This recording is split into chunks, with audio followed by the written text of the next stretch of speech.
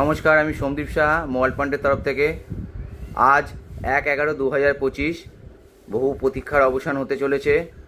আপনারা এতদিন ধরে আমাদের কাছ থেকে যে প্রোডাক্টগুলি কিনেছেন তার বদলে আমরা আপনাদের জন্য লাকি ড্র করতে চলেছিলাম। সেটা 1/11/2025 আজকে সেটা অনুষ্ঠিত হতে চলেছে। আপনারা আসুন, এসে নিজের চোখের সামনেই দেখে যান কে কী প্রাইজ জিতছেন।